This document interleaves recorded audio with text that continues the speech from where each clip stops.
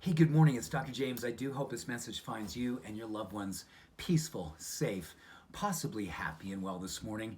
And I want to share with you something that came up for me. And I want to begin today by apologizing for missing this. Because, over these last number of weeks, we've really focused on different practices that we could be using as part of our self-care and our self-awareness and our self-love to help us be navigating this coronavirus experience, which for all of us is unprecedented. We have no idea what to expect. We just each and every day do our very best to navigate these interesting times. So I want to share with you something that came up for me this morning, and I said I apologize because it's probably the most critical thing that we can be doing right now in relationship to the work of self-compassion, putting good food in our body, making sure with social distance and physical distance we don't underestimate the power of how it is still from a distance we can impact others and how those beings can also be impacting us. Which leads me to one of the most important spiritual practices that I learned a long, long time ago, and it's sort of been woven into my being, and I almost forgot about it. I want to share it with you because I think you're going to love this. I think if you practice this, you will find these next number of days, weeks, months, however long we are in this, that while we're in this, we don't lose ourselves in this. And that is the spiritual practice of discernment. Discernment, right? Because really understanding what it is that's going on in us and around us is discernment. That's a different level, I think, an even deeper awareness of what it is that's happening and how it is that we allow what's happening out there to become in us. And I think it's super important to understand getting information right now is critically important. But getting it in a way we allow it to come in, use what we can, and then let go of it so it doesn't suppress us or oppress us.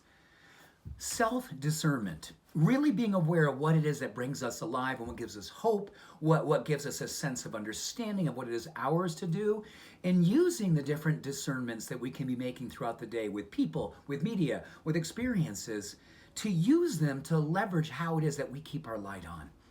That's right. How do we keep our light on? So I want to share with you this whole practice that I believe so strongly, you and I right now, and we can share this with everyone we love because there's no one who will not benefit from that. Whether they just say, "Oh yeah, it's that spiritual stuff." It's spiritual.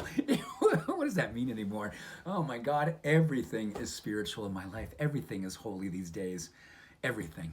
It's all teaching us about the deep work, right? The deep work that we all have to do. So I'm putting this as love yourself well. It's all about spiritual discernment. Number one, this is probably the hardest one. And I want to begin with this because it's so critically important. Don't be afraid to feel your pain.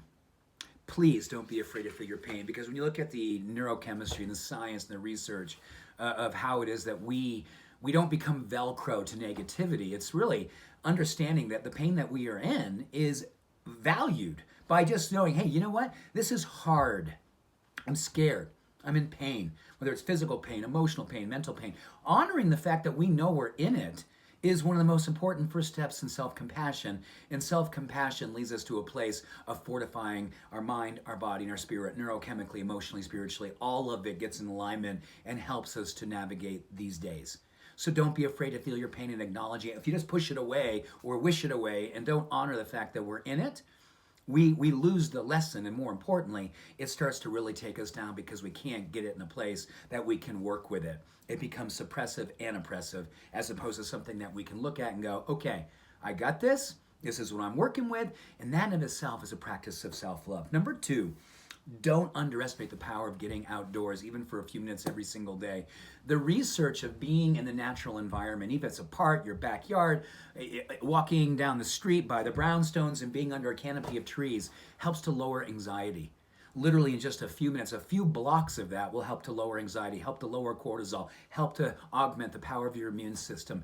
Do it with intention. So when you do it, say, I'm taking myself outdoors because I'm going to lower my anxiety, I'm going to lower my cortisol, I'm going to beef up my immune system, and I'm going to follow through because I love myself. That's why. And I'm not going to be afraid to do this with a level of intention and empowerment. Number three, this one is super, super important. We all have these things that we like to call to-do list. I want to really change this around and call it a to-you list.